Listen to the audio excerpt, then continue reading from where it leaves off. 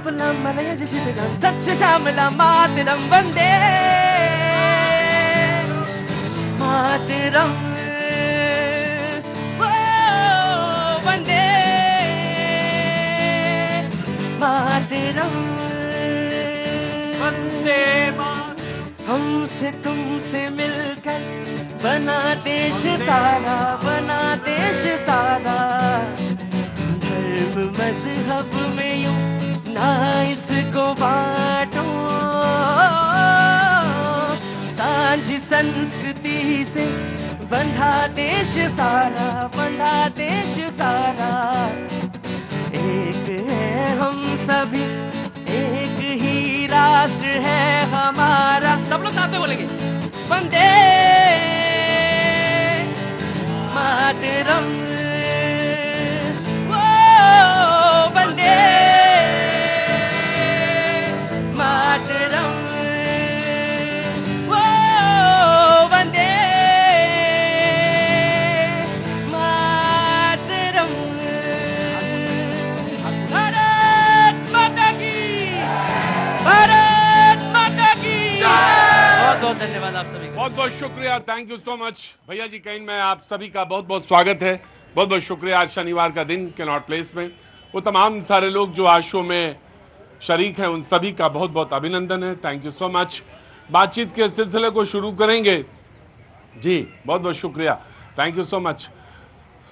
बातचीत का सिलसिला शुरू करेंगे। वो तमाम सारे जो मेहमान आज शो में मौजूद हैं, थोड़ा इको कम करेंगे, इको ज़्यादा है। जो मेहमान मौजूद हैं उनसे तारुफ भी कराएंगे आपका, और जो पहली बार शो में शरीक हो रहे हैं उनसे बातचीत का भी सिलसिला जुड़ेगा। वो जो रोज आते हैं उन सबका बहुत बहुत स्वागत है। कहाँ से आना हुआ आपका आज? मैं यहीं बगल से ही आया। भगत जी, नोएडा से आप आए, बहुत बहुत शुक्रिया। आप? गोल मार्केट से। गोल मार्केट से, तो बिल्कुल बगल में ही।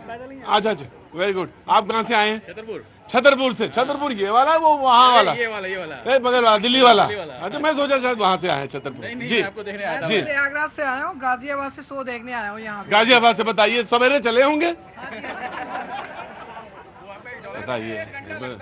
हाँ, 1-1.5 घंटा लगता है अब तो गाजियाबाद। अच्छा, गाजियाबाद से ही हम भी। हमें नहीं पता था ये सब चीज़ें। तुमने जो आज जो अपडेट दे रहे हो, ये सब मुझे नहीं पता था। बहुत बहुत शुक्रिया। वो तमाम सारे लोग जो शो में शरीक होते हैं, वो सब अपने समय पे आते हैं और बोलने के लिए आते हैं, बात कहने के लिए आते हैं। मुद्दा आजकल सभी को पता है, जो बातचीत का सिलसिला है और प्रतिबंध आयात निर्यात पर पूर्णतः डायरेक्ट और इनडायरेक्ट किस्म का कोई भी व्यापार।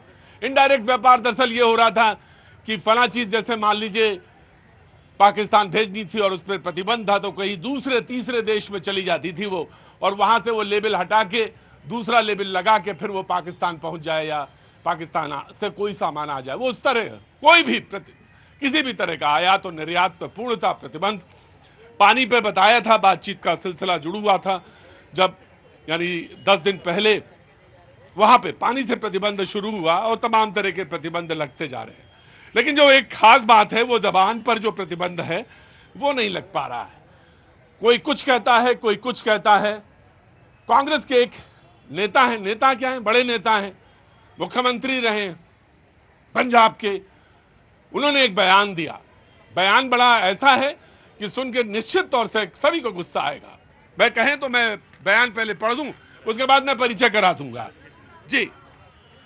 चरणजीत सिंह चन्नी साहब, आज तक पता नहीं चला सर्जिकल स्ट्राइक कहां हुई। आज तक पता चला नहीं कि सर्जिकल स्ट्राइक कहां हुई, सर्जिकल स्ट्राइक कहां हुई, लोग कहां मरे, पता नहीं। क्या हमें पता नहीं चलेगा कि हमारे देश में जब बम गिरेगा, पाकिस्तान में कहीं भी सर्जिकल स्ट्राइक नहीं देखी गई। ये पुरानी बात कह रहे हैं वो, सर्जिकल स्ट्राइक का किसी को पता नहीं चला। मैंने हमेशा सबूत मांगे हैं, कह रहे हैं, बोले मैंने हमेशा सबूत मांगे हैं। चरणजीत सिंह चन्नी, संबित पात्रा जी ने फिर उस पर बात कही अपनी, बीजेपी के नेता, उन्होंने कहा कि ये कांग्रेस वर्किंग कमेटी नहीं है, CWC नहीं है, ये पाकिस्तान वर्किंग कमेटी है। निश्चित तौर से उधर से भी जवाब आया और वो लाजमी है, वो लाजमी है। सवाल यह है कि हर तरह का तो प्रतिबंध है, लेकिन मैंने जैसा जिक्र किया कि जबान पे जो है प्रतिबंध जो है वो नहीं लग पा रहा। उस पर तो कोई जोर नहीं है और इस यही चीजें हैं। या तो कोई, मैं कल किसी से कह रहा था कि ये तुम इसलिए बोलते हो इतना ज्यादा यहाँ पे, क्या वायरल होने के लिए बोलते हो? तो मुझे लगता है कि ये नेता भी शायद यही कुछ करते हैं, इसीलिए बोलते हैं। हाँ हाँ जी, हाँ जी, पब्लिक, वाह, यही कुछ है। मुझे तो यही लगता है कि शायद वो पब्लिक में बने रहे या अपना स्थान बना रहे, इसीलिए ये बोलते हैं। क्यों बोलते हैं मुझे समझ में नहीं आया। कि आप खुलेआम कह रहे हैं कि नहीं हमने तो हमेशा सर्जिकल स्ट्राइक के सबूत मांगे। अब क्यों मांगे, काहे के लिए? बोले कहीं अगर बम गिरेगा तो पता नहीं चलेगा, ये वो कह रहे हैं। चरणजीत सिंह चन्नी साहब जो मेहमान मौजूद हैं, ईशान त्यागी जी कांग्रेस का पक्ष रखने के लिए बहुत बहुत शुक्रिया, thank you so much. Rishabh Tiwari ji BJP का पक्ष रखने के लिए, शैलेंद्र दुबे जी राजनीतिक विश्लेषक बहुत बहुत शुक्रिया, राघवेंद्र दुबे जी समाजवादी पार्टी का पक्ष रखने के लिए, राम गुप्ता जी आम आदमी पार्टी का पक्ष रखने के लिए बहुत बहुत शुक्रिया, और ऑटो वाले Upadhyay ji thank you so much.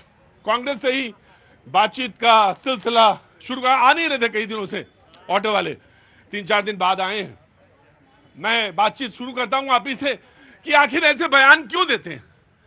भाई पाकिस्तान पे तो जोर नहीं है मेरा, लेकिन आपसे तो पूछा जा सकता है कि आखिर ऐसा बात क्यों कही उन्होंने। प्रदीप जी, सबसे पहले तो आपके सभी दर्शकों को भारत माता की जय और जय हिंद। जय हिंद। देखिए, जिस तरह का बयान चरणजीत सिंह चन्नी जी ने दिया था, उसके बाद उन्होंने क्लैरिफिकेशन भी इशू किया कि मैं अपनी बात पे, मैं इस बात से सहमत नहीं हूं। और रही बात देखिए जो पहले बात कही थी उन्होंने सर्जिकल स्ट्राइक की, और रही बात देखिए सेना पे के शौर्य की, कांग्रेस पार्टी को, यहां मौजूद सभी लोगों को और पूरे देश में 145 करोड़ लोगों को सेना के शौर्य पे इतना सा भी, आधे इंच का भी, आधे % का भी कोई भी डाउट नहीं है। हमें यह मालूम है कि जिस दिन हमारी सेना चाहेगी, जिस दिन हमारी तीनों सेनाएं चाहेंगी, पाकिस्तान को नेस्त नाबूद करने का काम हम बखूबी कर सकते हैं, और हमने समय समय पे इतिहास में यह काम किया भी है। पहली बात तो ये। दूसरी बात, कांग्रेस पार्टी की CWC की बैठक में एक प्रस्ताव पारित हुआ था। वो प्रस्ताव आपने देखा होगा, मैं दोबारा से एक बार वो प्रस्ताव दिखा देता हूं। कांग्रेस पार्टी ने, कांग्रेस पार्टी के CWC ने, कांग्रेस पार्टी के जितने भी हमारे शीर्ष नेतृत्व है, सबने इस बात का समर्थन किया है कि हम सरकार के साथ कंधे से कंधा मिलाकर इसमें खड़े हुए हैं, क्योंकि ये नेशनल सिक्योरिटी का क्राइसिस है। हम ये चाहते हैं, हमारी ये मांग है सरकार से कि सरकार कड़े से कड़ा फैसला लेके, कड़े से कड़ा कदम लेके पाकिस्तान को नेस्ते नाबूद करने का काम करे। इसमें कोई भी राजनीति नहीं होनी चाहिए। राइट, ठीक। इन्होंने कहा कि वो चन्नी जी ने वापस ले लिया था, जो कहा था वो क्लैरिफिकेशन दिया उसके बाद उन्होंने, और क्लैरिफिकेशन वापस ले लिया। हम आपके साथ खड़े हैं, इसमें कोई डाउट नहीं है। आप जितने प्रतिबंध लगाना हो लगाइए, लेकिन कड़ा सा कड़ा आपको स्टेप लेना है वो लीजिए। गुस्ताखी माफ हो भैया, आप मुझसे उम्र में भी बड़े हैं, हाँ, अनुभव में भी बड़े हैं। बिल्कुल है। अगर ये माइक छीन के मैं फेंक दूं, आपके सर पे मार दूं, उसके बाद मैं ये कह दूं कि मैं वापस लेता, मुझे माफ कर दीजिए, व्यक्तिगत रूप से मैं आपके साथ खड़ा हूं, तो ये कौन सा दोगला चरित्र होगा मेरा? ये मुझे स्पष्ट बताए। एक तरफ से आप कहते हैं सरकार के साथ खड़े हैं, और सेना के मनोबल टूटने वाले, बयान देने वाले को पार्टी में पाल कर रखते हैं। ये कौन सा भारत सरकार के साथ खड़े हैं आप? ये कौन सा नीति अपना के रखे आप? स्पष्ट रूप से मैं पूछता हूं, और बड़े कड़े शब्द में पूछ रहा हूं। एक बात और मैं कह रहा हूं सर, दूसरी बात ये पूछ लेना। हाँ, नहीं, प्लीज सर, कहने दीजिए। हाँ। मजबूत भारत के बुद्धिमान प्रधानमंत्री आदरणीय नरेंद्र मोदी जी हर रूप से पाकिस्तान को मिट्टी में मिलाने का काम कर रहे हैं। आर्थिक रूप से चोट करके हम उस रूप से कमजोर कर रहे हैं कि उसे इतना नीचे कुचल दो कि जब लड़ाई हो तो कोई यूक्रेन और रशिया की तरह 3 साल नहीं लड़ेंगे साहब, 3 घंटे में निपटा देंगे। और पानी अभी रोका है, उसके बाद यह नौबत कर देंगे कि ना पानी आए ना क्लियर हो तो गैस की दवाई खाने लायक भी औकात नहीं रहेगी उनकी। बड़ा गंभीर मसला है, आसान नहीं है। कहां फोन मिला रहे हो? वो सब डाक वाक सब बंद हो गई है, पार्सल वार्सल सब बंद है, कहीं मिला इला नहीं। अपना ही रहो, अपनी तरफ ही रहो, बस जो भी है। हालांकि तुमको तो बस मैं कह रहा था जी। मैं अपने भारतीय जनता पार्टी के जो प्रवक्ता हैं उस मित्र की बात से सहमत हूं कि पाकिस्तान पर कड़ी से कड़ी कार्रवाई करने में हमारे को सेना पे कोई भी संशय नहीं है। तो चन्नी वाली बात क्या है? और साथ ही साथ सिर्फ सैन्य कार्रवाई नहीं, आप पाकिस्तान को अगर रोकना चाहते तो कूटनीति से भी रोकिए, हमसे थोड़ी से अगर आप चाहते हैं तो हम आपको एडवाइस दे सकते हैं इस तरह की कि आप नहीं देखिए इस तरह से इस तरह से एडवाइस तो देना चाहिए ना, एडवाइस अगर वो एडवाइस दे रहे हैं तो ले लीजिए ना। लोकतंत्र नहीं चलता। नहीं, बिल्कुल हमें भी सरकार, नहीं, हमें भी देंगे आपसे। आपसे ज्यादा सरकार चलाने का अनुभव है। हमने पाकिस्तान को 1948 में, 1965 में, 1971 में, 1999 में नेस्ते नाबूद करने का काम किया। ठीक है भाई, मैं एक बार सुन लो मेरी बात। अगर वो कह रहे हैं हम सुझाव देना चाहते हैं, वो अगर मान लो चन्नी जी को डांटना चाहते तो आप क्यों नहीं मानना चाहते हैं? वो कह देंगे चन्नी जी को डांट देंगे वो। नहीं बिल्कुल अरे तो बस सुझाव दे रहे हैं अपने यहाँ। वो कह रहे हैं चन्नी जी चुप रहिए, ऐसे नहीं बोलना चाहिए। बोल सकते हैं ये तो आपको।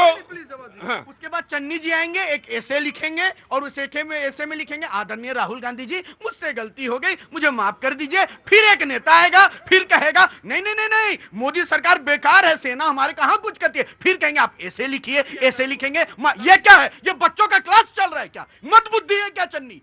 2 क्लास में पढ़ने वाले नर्सरी के बच्चे हैं, मुख्यमंत्री रहे, उन्हें यह नहीं पता कौन से बयान से देश का मनोबल टूटता है, कौन से बयान से देश का मनोबल उठता है। और एक बात स्पष्ट मैं कहता हूं आपको, भारतीय जनता पार्टी का एक नेता निकाल दीजिए साहब जिसका बयान को पाकिस्तान के पार्लियामेंट में कोट करके वहां ताली बजाई गई हो। एक नेता का बयान निकाल के दिखा दीजिए।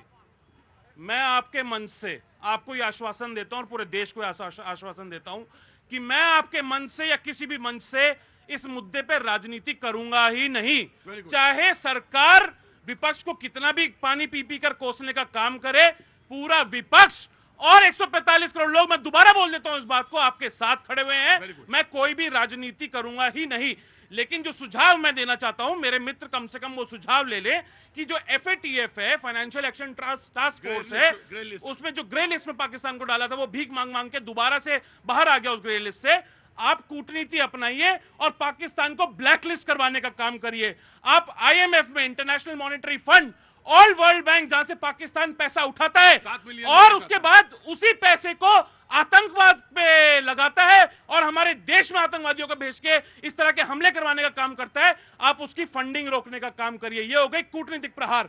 दूसरा, अगर आपको सैन्य प्रहार करना है तो जल्दी से जल्दी, क्योंकि पूरे विश्व की सहानुभूति हमारे साथ है, मुझे मालूम है सेना को चैनलाइज करने में, मोबिलाइज करने में, तैयारी करने में समय लगता है, लेकिन जिस तरह से नेतन्याहू जी ने भी बोला है कि आप अभी फिलहाल हमारे देश के साथ पूरे विश्व की सहानुभूति जुड़ी हुई है, आप जल्दी से जल्दी कड़े से कड़ा प्रहार पाकिस्तान पे करिए और इस बार ऐसा प्रहार करिए कि पाकिस्तान कुछ नहीं तो अगले 100 वर्षों तक ये याद रखे। बिल्कुल बिल्कुल बिल्कुल, मैं बिल्कुल आपको दे दूंगा, बिल्कुल ऐसा ही देना चाहिए भाई।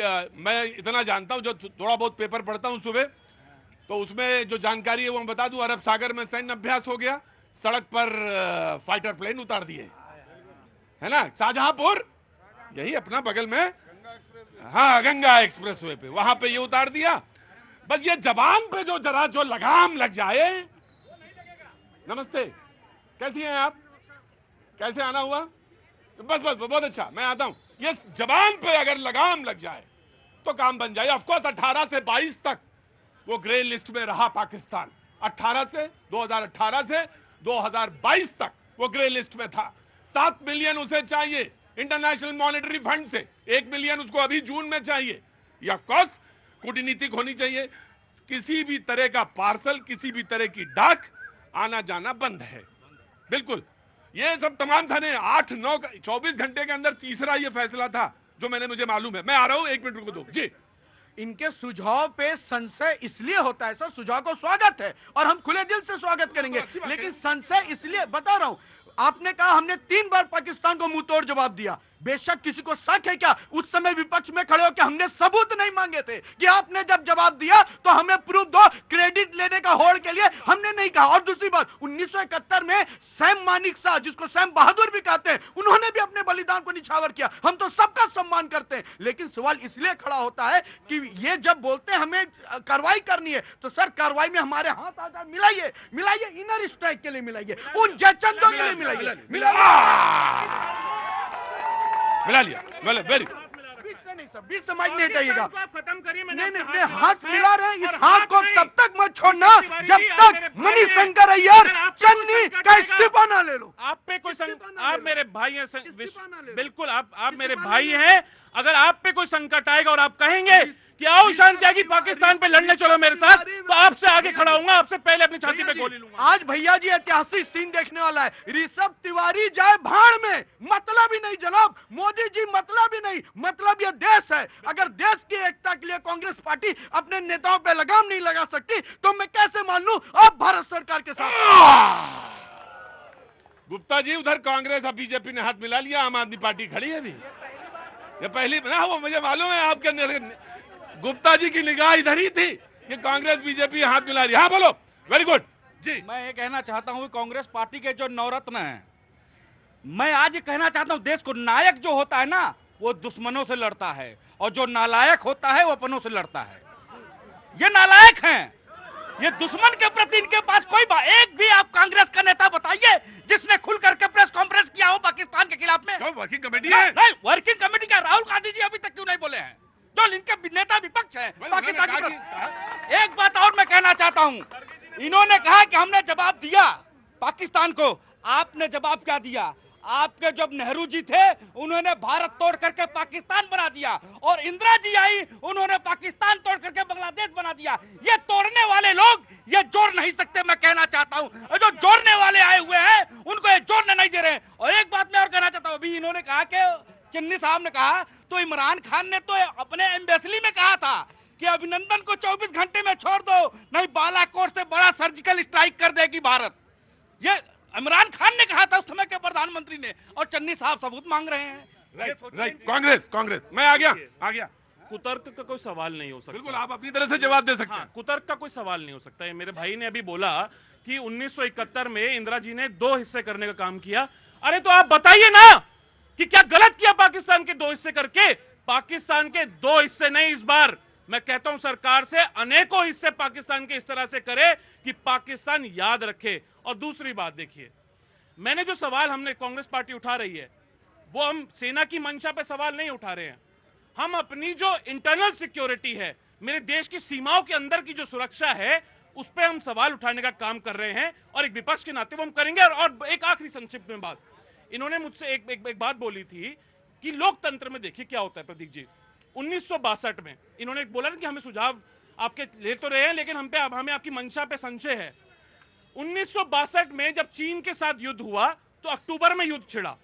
उसके बाद 36 वर्षीय राज्यसभा सांसद अटल बिहारी वाजपेयी जी, स्वर्गीय अटल बिहारी वाजपेयी जी, पंडित नेहरू के पास गए और बोला मुझे स्पेशल सेशन चाहिए पार्लियामेंट का, इस जो चीन के साथ हम युद्ध करने जा रहे हैं। नेहरू जी ने 8 नवंबर से लेकर 14 नवंबर तक एक स्पेशल सेशन हुआ पार्लियामेंट का, जिसमें अटल बिहारी वाजपेयी जी ने नेहरू जी की जवाबदेही तय करने का काम किया, उनसे कड़े से कड़े सवाल पूछे, लेकिन कभी भी नेहरू जी ने उनको संसद से बाहर करने का काम या उन पर कोई कार्रवाई करने का काम नहीं किया। इसको लोकतंत्र कहते हैं। इसीलिए कांग्रेस पार्टी की एक डिमांड है कि आप जो प्रस्ताव स्पेशल सेशन में पारित करेंगे, हम आपके साथ खड़े पाकिस्तान के खिलाफ। राइट। ये इन्होंने वो प्रसंग बता दिया, ये आधा अधूरा है। उस समय जब कहते हैं 1962 के बाद युद्ध विराम हुआ था, तो उस समय भारत ने पीछे हुआ था, तो उस समय हमारे ही जनसंघ के लोग ने, अटल जी और लोग ने कहा था ना फौज हारी ना कौम हारी, हार गई सरकार हमारी। उस समय हमने सेना पे सवाल नहीं खड़ा किया, सबूत नहीं मांगा, विपरीत परिस्थिति में हमने सेना के साथ खड़ा लिया। लेकिन चन्नी जी को जिस दिन निकाल देंगे आपका दिल साफ, उस दिन हम मानेंगे। Right, Samajwadi party. मैं कह रहा हूँ बहुत सारे जो बयान है इस समय तो नहीं आना चाहिए कोई भी। हाँ, चन्नी जी का ये बयान बिल्कुल ठीक नहीं है, बिल्कुल नहीं है, नॉट ए गुड स्पिरिट। इसको इस समय बिल्कुल जायज नहीं ठहराया जा सकता है। और दूसरी बात है कि क्या कर देंगे नहीं कर देंगे, तो समर सूर करनी करें। जो वीर होते हैं ना वो समर सूर करनी करें, कह न जनाबें आप विद्यमान रिपु पाय रन और कायर करें प्रलाप। तो इस तरीके से नहीं, जो सूर लोग होते हैं ना वो जवाब देते हैं रण में। हमारी सेना विश्व की सबसे बहादुर सेना है और वो जवाब देना जानती है। अब आप कहोगे क्या क्या करेंगे? बहुत सारे लोग पूछ लेते हैं, अरे भाई इनको बहुत जल्दी है, बहुत कड़ा प्रहार हो रहा पाकिस्तान पे। भाई 16 यूट्यूबर बैन कर दिए, कड़ा प्रहार हो रहा है। उनके जो एक्टर हैं। मैं एक बात बताऊं आपसे, मैं आप अगर इस बात पे हैं, आपने वो नहीं गिनाया कि इतने स्टेप्स जो लिए गए सिंधु जल से लेकर, वो तमाम सारे स्टेप्स आपने नहीं कहा। जो उन्होंने कहा कांग्रेस ने कहा कि ठीक है उसको ग्रे लिस्ट पे डलवाने का काम करिए। उसने कहा कि इंटरनेशनल मॉनेटरी फंड में आप लोन वाली बात, आप वो बात बता रहे, छोटी वाली बात। वो भी बात कर रहे हैं ना। हाँ। 2016 में भी करा, 19 में भी करा। वो किसने चालू किया? वो सिंधु जल बंद किया और फिर कैसे छोड़ दिया? अटारी बॉर्डर खुला, फिर मतलब बंद कर दिया, फिर खोल दिया। पता नहीं किसने किया? ये सरकार तो नहीं की, बदली तो है नहीं इस बीच में।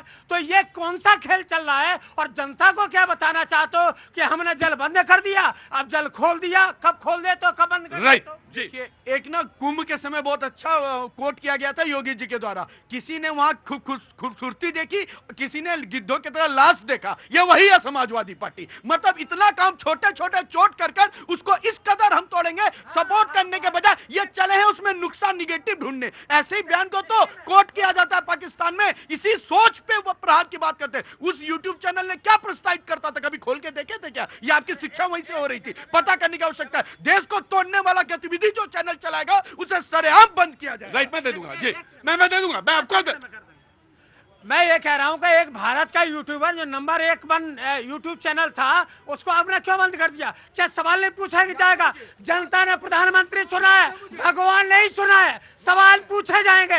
सुरक्षा में अगर लैप्स होगा तो पूछा जाएगा। आप पूछने पे क्या किसी को देशद्रोही साबित कर देंगे? बिल्कुल पूछा जाएगा। सवाल क्या पूछा गया था? क्योंकि आपका चैनल पे किसी चैनल को कोट नहीं कर सकते। कथाकथित उस यूट्यूब चैनल ने ये एक मिनट मैं किसी YouTube चैनल पे डिस्कस नहीं कर रहा हूं। मैं बातचीत का सिलसिला कहीं और जोड़ रहा। जी ठीक है जी, मैं इन दोनों नेता और इन दोनों पार्टियों के नेताओं के माध्यम से इनको एक ऐतिहासिक जो कोट है चाणक्य नीति का, कूटनीति का, वो इन्हें याद दिलाता हूँ। चाणक्य कहते हैं कि अगर आपको कटीली झाड़ी को नष्ट करना है तो उस झाड़ी की जड़ पर मट्ठा डालो। मैं कहता हूं कि पाकिस्तानी मच्छरों को मारने का कोई फायदा नहीं। आप ये देखिए कि पाकिस्तानी मच्छरों की जड़ जो फैक्ट्री है पीओके, उस पीओके पर सीधे अटैक करिए। 72,000 वर्ग किलोमीटर हमारी जमीन पिछले 78 सालों से इस पाकिस्तान ने हड़प रखी है। उसके लिए आज मौका आया है। 1971 में मैं फिर दोहराता हूं, इंदिरा जी को मौका मिला, उन्होंने पाकिस्तान के 2 टुकड़े किए। और मैं आपसे सीधा सवाल कर दे रहा हूं कि एक मिनट रुको भाई, एक मिनट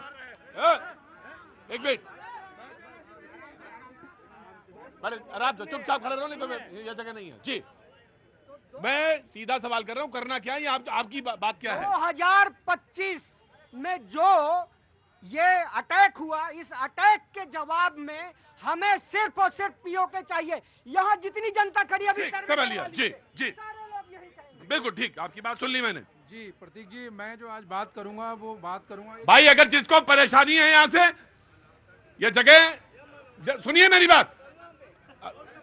अरे ग्रीन शर्ट सुन लो इधर सुन लो, कुछ काम जी। मेरा जो दृष्टिकोण एक आम भारतवासी की तौर पे है, वो कैसे है इस पर जरा गौर करने की आवश्यकता है। प्रतीक जी, हमारे पाकिस्तान, गुप्ता जी टीचर ना बनिएगा यहाँ पे, बस चुपचाप खड़े रहिएगा ना। नहीं गुप्ता जी, मैंने आपको बहुत टोक दिया। गुप्ता जी मैं जो कहूंगा, मैं यहाँ का प्रिंसिपल नहीं हूँ, वाइस चांसलर हूँ, मैंने बता दिया। चुपचाप, ठीक जी। गुप्ता जी नहीं, क्लास में आप आएंगे या नहीं आएंगे ये भी मैं ही तय करूंगा। जी मेरा दृष्टिकोण ये है कि पाकिस्तान के साथ हमारे, नालायक को नालायक ही कहा जाएगा। पाकिस्तान के हमारे साथ कितने युद्ध हुए हैं? भारत और पाकिस्तान के जो है, चाइना के साथ कितने युद्ध हुए हैं? आखिर हमें जो है, हमने बड़े इमोशनल लोग हैं, जो है प्राप्ति क्या हुई किसी युद्ध में? अगर आपकी जीत होती है तो आपको हासिल कुछ होता है, क्या प्राप्ति हुई जरा बताइए आप। जो प्राप्ति कुछ होती नहीं है, लगातार आप जो भूमि आपके हाथ से जो छिनती जाती है, आप वैसे ही खुश हुए जा रहे हैं। क्या नाम जो, अरे भैया आंखें खोलिए, आप प्रोफेशनल बनिए। देखिए मैं आपसे अगर एक साधारण तौर पे कहूं कि आप क्रोधित होकर, क्रोध आपको जो अलाइव रखना है, कितनी देर आप क्रोधित रह सकते हैं जरा बताइए मेरे को? 1 घंटा, 2 घंटा, 4 घंटा जो है, अरे कितनी देर आप झगड़ा कर लेंगे? डायरेक्ट फेस ऑफ जो आपके पास जो मिलिटेंट्स का रशिया से ज्यादा है क्या? उनसे ज्यादा वेपन्स है क्या? 3 साल हो गए लड़ते लड़ते उनसे, रशिया को, यूक्रेन से जो है, क्या मिला? ये सॉल्यूशन नहीं है। मल्टी डायमेंशनल आज जो है जो इरा है उसमें नहीं, गुप्ता जी तो कह रहे तुरंत हमें चाहिए पीओके। मैं सुनिए तो, वो तो एकदम वैसे ही है। नहीं नहीं नहीं, नहीं गुप्ता जी, गुप्ता जी, हाँ हाँ, नहीं गुप्ता जी ने कहा कि मुझे पीओके चाहिए। मैया मोहे चंद खिलौना ले हूं, वो चांद का खिलौना चाहिए गुप्ता जी को। गुप्ता जी पीओके मिलेगा अभी, रुको। मैं आपको एक एग्जांपल देता हूं। 1 एडी से लेके लगभग जो है 1400 एडी तक जो है इंडिया ने इकोनॉमी में लीड किया है। हम फर्स्ट पोजीशन पे थे वर्ल्ड में जो है। उसके बाद कुछ सालों के लिए दूसरी पोजीशन पे भी आए, फिर आज टॉप 10 में जाके जो है पोजीशन गिरती है। ईस्ट इंडिया कंपनी ब्रिटिशर्स कुछ लोग आए थे ना, क्या इंडिया पे उन्होंने आक्रमण किया था? क्या किया था उन्होंने जो है? और कितने साल राज किया आपने? राइट गुप्ता जी। मैं सिर्फ ये कह रहा हूँ, आ रहा हूँ सर, आ रहा हूँ, बिल्कुल आ रहा हूँ। थोड़ा ज्यादा हो गया इधर आज। मैं आ रहा हूँ, 2 मिनट को।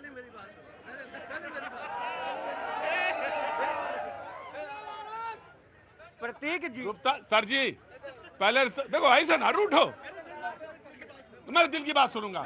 लाओ, मैं हटो, पहले हटो, हटो इधर। मैं एक मिनट आ रहा हूँ गुप्ता जी, आ रहा हूँ। पानी पीजिए सर, सब्र के साथ ना, ये पानी दो। लो, सब्र के साथ आऊंगा अभी। देखिए, नहीं खड़े रहो पहले। ये मेरी डिमांड भर नहीं है। हाँ, जब 2024 में चुनाव चल रहा था, उस समय इस देश के सबसे बड़े सूबे के मुख्यमंत्री योगी आदित्यनाथ जी ने अपने भरे मंच पर पूरे देश के लोगों से आह्वान किया था कि इस तीसरी बार प्रधानमंत्री बनाइए मोदी जी को, अगले 6 महीने के अंदर पीओके हमारा होगा। और इनके निशिकांत दुबे जी ने कहा था कि नक्शे से नामो निशान मिटा देंगे पाकिस्तान का। कहां गए वो सारे सपने? ये सारे सपने दिखा दिए। ये सपना नहीं है, ये मेरी रुको रुको रुको रुको रुको रुको रुको रुको। हाँ जी, जब केजरीवाल जी सबूत मांग रहे तब इनको पीओके याद नहीं आता था। केजरीवाल जी क्या कर रहे थे? सबूत मांग रहे थे। ठीक है, देखो जी, बात ये है कि कोई लड़ाई नहीं होनी है, कोई युद्ध नहीं होना है, ये सब बकवासबाजी है, नौटंकीबाजी है, ये अमेरिका के कंट्रोल में है, वो चाहेगा वही होगा, यहाँ कुछ नहीं होने वाला। वेरी गुड, बहुत ठीक है, वेरी गुड जी जी। ये जो क्या नाम है इनका, आम आदमी वाली पार्टी वालों का, राम गुप्ता जी। गुप्ता जी की मनोकामना 2 महीने में पूरी होने वाली है। 2 महीने में पीओके इंडिया का हिस्सा होगा। अब गद्दी पे मोदी बैठे है। अब कोई कांग्रेस, सुनो सुनो सुनो, कांग्रेस सपा आम आदमी भाई एक एक बोल लो ना। कांग्रेस सपा आम आदमी पार्टी का चरित्र पूरा इंडिया जानता है, इसीलिए विपक्ष में बैठे हैं। इन्होंने इंडिया के लिए कुछ नहीं किया। इतने धमाके होते थे, आप बताइए, यहाँ पे रोज आतंकवादी हमले होते थे, नहीं होते थे? मोदी के बाद आज देश पे हमला हुआ है, अब देखना अब क्या होता है इनका असर। राइट, अब बोलो आराम से, चुपचाप बोलना। भारत में रहना, राम राम कहना, सीधी वो कांग्रेस है वो सामने आ जाए और ये बात क्लियर है। अरे आए कहाँ से हो ये बताओ पहले तुम। दिल्ली का भाई। नहीं, दिल्ली में कहाँ से? तीसरा पुस्ता। सर रुकिए अमेरिका, पहले मैं सुनिए सर, मेरी बात सुनिए हुजूर आली। अरे आपकी बात सुनूंगा, बिल्कुल सुनूंगा। यहाँ पे तीसरा पुस्ता भी उतर। अरे सर आप सुनिए मेरी बात। अरे आपको नहीं नहीं नहीं नहीं, बेसब्री नहीं, इतना नहीं। यहाँ तीसरा पुस्ता भी उतना ही इंपॉर्टेंट है जितनी आपकी बात। तो हम तीसरे पुस्ते की भी बात सुनेंगे, और अगर आप 16 पुश्ते से हैं या 22 पुश्ते से तो अब भी बात सुनेंगे हम आपकी। जी, समाजवादी पार्टी। देखिए, जो 28 लोग मारे गए हैं, जिन्होंने आतंकियों ने मारा है जिनको, क्या उनके परिवार के लोग किसी यूट्यूबर को, यूट्यूब को, चैनल को बैन? मैं नहीं बात करता जी, नहीं बात करूंगा। जी 28 लोग। मैं आज इस देश को कहना चाहता हूं और सारे विपक्ष और पक्ष सरकारों से कहना चाहता हूं, इस देश में क्या पाकिस्तान में जितने आतंकवादी हैं उससे ज्यादा हिंदुस्तान में गद्दार बैठे हैं। सरकार उससे ज्यादा इस देश में गद्दार बैठे हैं, और ये सोचने की जरूरत है। पाकिस्तान तो भारत के लिए एक मच्छर है, जब चाहे हम कुचल दे, लेकिन भारत में जो बैठे गद्दार हैं उनका क्या होगा, उनका क्या करेगा ये देश? मैं ये पूछना चाहता हूं। और एक बात और कहना चाहता हूं, आजादी के बाद 80,000 ऐसी महिलाएं हैं जिनका शादी पाकिस्तान में हुआ है और बच्चे हिंदुस्तान में पैदा करके बैठी हुई है। उस पर विपक्ष नहीं बोलेगा, उस पर तो चुप करके बैठे रहे, क्योंकि वोट बैंक का सवाल है। ये लोग वोट बैंक के चक्कर में भारत को फंसा करके रख दिए हैं। लो लो लो लो लो जी, प्रतीक जी तो आप बैठिए। मैं एजेंडा तय करके आएंगे, नहीं बात करूंगा। No no no no no. भैया जी, Gupta ji, this is the last debate here. मतलब ध्यान रखिएगा मेरी बात, और सब सारे लोगों को मैं कान खोल के बता दे रहा हूँ। 1947 एजेंडा तय करके आएंगे, बात करेंगे यहाँ से। 1947 से पनपा ये जहर। डिबेट का टॉपिक दे रहा हूँ, डिबेट के टॉपिक के अलावा जा रहे हैं आप। 1947 से पनपा ये जहर, ये सोच रहे पिनका के 10 दिन में हम समाप्त करा दें और अपने एजेंडे को फुलफिल कर ले। कतई नहीं, मैं तो कहूंगा 1.5-2 महीने और ले, और घर में बैठे गद्दार और निकल के ऐसे ही आएंगे। जिनको किसी को चैनल बनने से दर्द हो जाए तो कोई पाकिस्तान के समर्थन में पोस्ट डाल रहा है, ऐसे गद्दारों को चिन्हित करके पहले यहां मारेंगे फिर वहां भी मारेंगे। राइट, कोई शक नहीं। कांग्रेस जी, मैं किसी भी डिबेट में हुए कुतर्क का जवाब तो मैं बिल्कुल नहीं दूंगा। बिल्कुल मत दीजिए, बिल्कुल कुतर्क पे बिल्कुल मत जाइए। आप टॉपिक पे रहिए, टॉपिक के अलावा मत जाइए कहीं। ना मैं कुतर्क का जवाब दूंगा और ना ही मैं यहाँ से इसके मंच से राजनीति करने का किसी को मौका दूंगा। आप त्यागी वही बोलिए जहां आपको लगता है कि हमको बोलना चाहिए, जहां आपको सवाल खड़े करने चाहिए, एग्जैक्टली वही सवाल खड़े करिए। क्योंकि अगर मुझे राजनीति करनी होगी तो मेरे पास बहुत चीजें हैं, ऐसे कई पॉइंट हैं जो मैं गिनवा सकता हूं 2014 से लेकर 24 तक। आप बोलिए। प्रधानमंत्री मोदी क्या बोलते थे और मुख्यमंत्री मोदी क्या बोलते थे, मैं ये नहीं बोलना चाहूंगा। लेकिन जो सवाल मैंने अभी आपके डिबेट के माध्यम से उठाए थे, ये बड़े बुनियादी सवाल हैं जिसको मेरे भाई भी बोल रहे हैं कि कई गद्दार देश में बैठे हुए हैं। देश में पिछले 10 सालों से एक सशक्त सरकार है, पूर्ण बहुमत की सरकार है। ठीक है, इस बार नहीं है, लेकिन पूर्ण बहुमत की सरकार है। एक मजबूत प्रधानमंत्री है जिस तरह से ये बोलते हैं, एक मजबूत गृह मंत्री है जिस तरह से बोलते हैं। लेकिन तब भी मुझे ये बताएं और पूरे देश को यह बताएं कि आंतरिक सुरक्षा में जो चूक हुई है और जिस चूक को मानने का काम, उसको एक्सेप्ट करने का काम केंद्रीय मंत्री किरण रिजिजू ने किया है, खुले माध्यम से चूक हुई है, मानना सबसे पहली बात है और मैं इसकी सराहना करता हूं। लेकिन वो चूक क्यों हुई है? क्यों जहां पर 3000 से ज्यादा सैलानी पर्यटक दरअसल डिबेट में बोल लिए आप, अब उसके मतलब ये है कि उन्होंने कहा कि चूक हुई है और चूक का कारण उन्होंने बताया है आपके नेता ने, उनका जवाब दिया उन्होंने। और जवाब यह दिया उन्होंने, केरल के हैं, उन्होंने जवाब दिया और उन्होंने कहा कि हर जगह 100% तो इंश्योर नहीं किया जा सकता। उन्होंने एक बात, और वो एक पॉइंट है, मैं ये नहीं कह रहा हूं that is not absolute, that is not absolute. हाँ जी, होना चाहिए, मैं ये इस पक्ष का हूं कि होना चाहिए। मैं आपको क्या कह रहा हूं, अब मैं बड़ी अलग बात बोल रहा हूं। जहां 3000 पर्यटक मौजूद था, आपको पता है कि जम्मू कश्मीर एक सेंसिटिव इलाका है, 3000 व्यक्ति वहां मौजूद है देश के कई इलाकों से। वहां पर क्यों सेना का एक भी जवान मौजूद नहीं था? पहली बात तो ये। राइट, मैं देता हूं। इन्होंने गद्दार की बात कही है, मैं जवाब दूंगा। मेरे देश के एयरफोर्स के जवानों को यासिर मलिक ने मारा था, जिसे कांग्रेस पार्टी की सरकार में उसको बिरयानी खिलाने का काम मनमोहन सिंह जी ने पीएम हाउस में किया था। वो क्या गद्दार नहीं था? उसको भारतीय जनता पार्टी की सरकार में जेल में डाला गया है। तब तो कांग्रेस की सरकार थी, उसे बिरयानी खिलाया जाता था। एयरफोर्स के जवानों को मारा था उसने, उस यासिर मलिक ने। क्या बात करते हैं साहब? गद्दारों का चेहरा होता है लेकिन पहचानने की जरूरत होती है। एक बात और दूंगा मैं, वेट करेंगे आप। मैं फिर वही बात बोलूंगा, मैं कुतर्क का जवाब आज डिबेट से दूंगा ही नहीं। ये कुतर्क करते रहे, बार बार करते रहे, आप दिखाना चाहते हैं आप दिखाइए, मैं इसका जवाब नहीं दूंगा। दूसरा बुनियादी सवाल, पुलवामा हमला हुआ था, हमारे 40 से ज्यादा जवान शहीद हो गए थे वहां पर। देश की सीमा में 300 किलो आरडीएक्स, सत्यपाल मलिक जी जो उस समय के गवर्नर थे, उन्होंने बोला 10 दिन तक वो वैन 300 किलो आरडीएक्स लेकर घूमती रही। तर्क, मैं बस सिर्फ एक चीज, मैं डिबेट से बाहर करूंगा 2 मिनट के अंदर तुम्हें। मैं आपसे ये पूछना चाहता हूं, ये तर्क है या कुतर्क है? मैं आपने कहा मैं कोई कुतर्क नहीं करूंगा, मैं सिर्फ ये पूछूंगा ये तर्क है या कुतर्क है? जी जनाब। ये सबसे बड़ी बात यह है कि देश के अंदर जब तक देश के अंदर के दुश्मन नहीं होंगे, बाहर की हिम्मत नहीं हो सकती देश के अंदर हिम्मत करने के लिए। हमें ये करना चाहिए कि देश के अंदर को पहचाने और उसको खत्म करें। और जो कश्मीर में हुआ है वो एक विश्वास था, जिस विश्वास को तोड़ा गया है। विश्वास जागा था जिसकी वजह से वहां पे सेना नहीं थी। और मैं यही बात कहना चाहूँ, यदि विश्वास का विश्वासघात है तो मैं आज ये कहता हूं 24 घंटे 365 वहां पे फौज रहनी चाहिए, यदि विश्वास नहीं है तो। इसलिए मैं एक बात आपकी बात पे बिल्कुल ये कहता हूं, विश्वास का टूटना जो होता है वो सबसे खतरनाक होता है, सबसे खतरनाक होता है। ये बात होने लगी कि कश्मीर से सेना कब होनी चाहिए, डीएस्केलेट होना चाहिए, सेंट्रल फोर्सेस को कम करना चाहिए। विश्वास हो रहा था, विश्वास हो चला था, जिसका दुख है उन्हें और जिसका कष्ट भी दिख रहा है उन्हें। तो इस सवाल जब आप कहते हैं ना कि वहां पे क्यों नहीं था, तो इसका जवाब ये भी है। लेकिन अगर ये नहीं है तो फिर तो फोर्सेस होनी चाहिए, बराबर की फोर्सेस होनी चाहिए, उतनी ही फोर्सेस होनी चाहिए, उतने ही सारी चीजें होनी चाहिए। आप जब चुनाव लड़ते हैं, चुनाव लड़के एक सरकार बनाते हैं, तो ये विश्वास का ही तो प्रतिफल है। ये कौन सा प्रतिफल है? जी मैं आ रहा हूं, बीजेपी को देता हूं, चांस देता हूं। जी जनाब, कौन बोला था यहाँ थोड़ा? जी जी सर, जब तक लोकलिटी का नहीं होगा तब तक आप बाहरी थोड़े हो। सर सारा फोकस पाकिस्तान पे शिफ्ट किया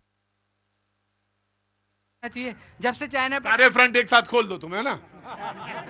चाइना का भी कर दो, उधर बांग्लादेश भी जो है कुछ उनके भी एक सलाहकार हैं, तुम्हें पता है ना पूरी बात? तुम्हें पूरी बात पता है? बांग्लादेश के एक सलाहकार, हालांकि बांग्लादेश सरकार ने उसको नकार दिया, उन्होंने भी एक सलाह दे डाली। जी हाँ जी बाजी। देखिए सर, जवाब एक ही दूंगा। गुरु गोविंद का सिख हूँ, खून में मेरे अगर वाहिगुरु जी का खालसा चलता है, वाहिगुरु जी की फतेह चलती है, तो मेरे आकड़ में जय हिंद चलता है।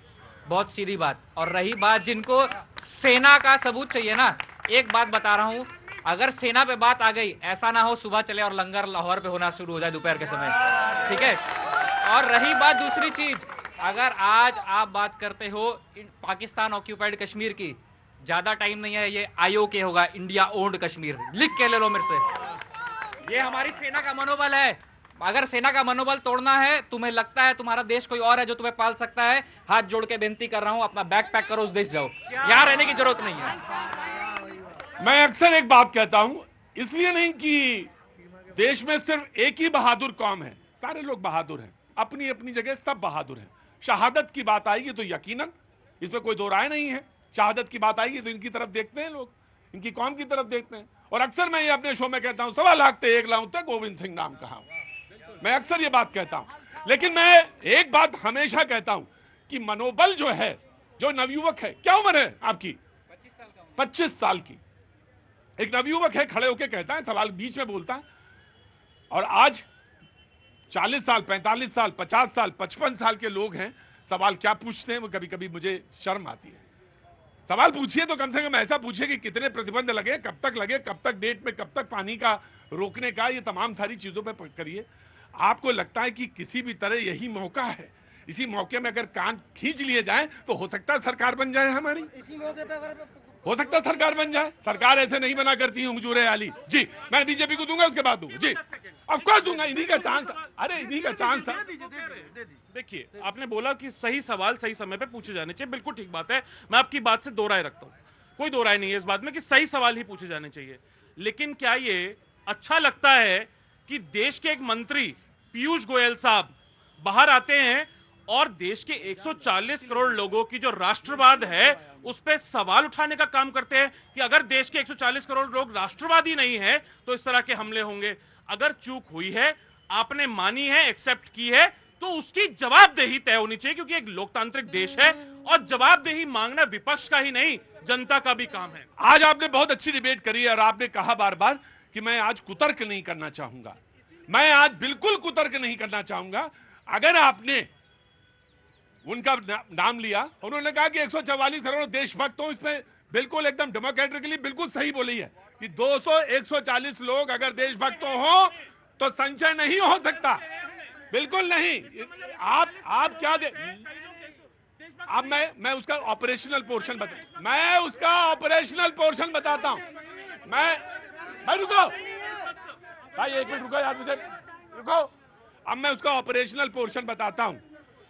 अगर उन्होंने ये बात कही है और चन्नी ने अगर वो बात कही है तो उन्होंने बात बिल्कुल सही कही है भैया जी, इसलिए मैंने और अगर आप अपना बयान चन्नी से नहीं शुरू कर पा रहे हैं तो इसमें फिर सवाल तो आप पे बनता ही है ना कि आपसे सवाल क्यों ना पूछा जाए, क्यों ना सवाल पूछा जाए कि चन्नी इस समय ये सवाल पूछेंगे और फिर कहेंगे ना ना ना ना गलती हो गई, मैंने काटे दे रहा हूं, पन्ना फाड़े दे रहा हूं। अरे कोई बच्चों का खेल चल रहा है यहाँ पे, घरौंदा बनाओ बिगाड़ो, घरौंदा बनाओ बिगाड़ो।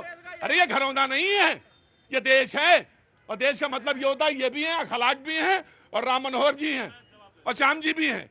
इसीलिए मैंने बोला थोड़ा उनको दीजिए, क्योंकि कुतर्क पे थ्योरी देने वाले कैसे कुतर्क कभी लेकर आए वो देखे। अगर 140 करोड़ देशभक्ति होनी चाहिए तो क्या गलत है साहब? और ये नहीं है, इसीलिए नहीं है, बिल्कुल नहीं है, क्योंकि जब विश्वास पैदा होने लगा तो वहीं के कुछ लोगों ने विश्वासघात करके पनाह देता है। और मैं आपको स्पष्ट बताता हूं क्यों विश्वासघात की बात आती है। मैं तब आपको मानता हूं, मैं आपको बिल इसमें कोट करूंगा सर, बहुत सही कहा है आपने। चन्नी जी पे ये पीछे मुड़ के भाग जा रहे हैं, क्यों नहीं फ्रंट में आके जवाब दे रहे हैं? और ये वही कर रहे हैं जो इनके मुखिया करते हैं। राहुल गांधी जी, सवाल पूछो इटली भाग जाओ, सवाल पूछो बैंकॉक भाग जाओ, सवाल पूछो उसके बाद जाके अमेरिका में। मुझे तय करने दो, अगर मैं हूं तो मैं ही तय करूंगा। नहीं, फिर वही कुतर्क कि यहाँ गए और वहां गए, कुल मिला के। चन्नी की बात तुमने नहीं करी, उसी बात पे आ रहा हूँ, उसी बात पे। पहले कहो ना चन्नी की बात कर, और फिर उसकी बात वो बोलो। प्रतीक जी देखिए, मैं पार्टी लाइन से हटके जाने वाला व्यक्ति हूँ, ठीक है ना? अगर मैं पार्टी लाइन से हटके ये बोल सकता हूँ कि इस तरह के बयान हमारे नेताओं को नहीं देने चाहिए, इस तरह के, मैं बोलूं, अब बीच में नहीं बोला आप, नहीं बोलने दो, ठीक। अगर मैं ये बोल सकता हूं आपके राष्ट्रमंच से कि इस तरह के हमारे को सवाल हमारे को सेना से नहीं पूछने चाहिए, तो वो 145 करोड़ लोगों पे एक साथ लागू होते हैं, चाहे वो आप हो, मैं हूं, चाहे कोई हो, चाहे राम गुप्ता हो, सब पे लागू होता है। वक्त थोड़े से ब्रेक के बाद फिर हाजिर होता हूं।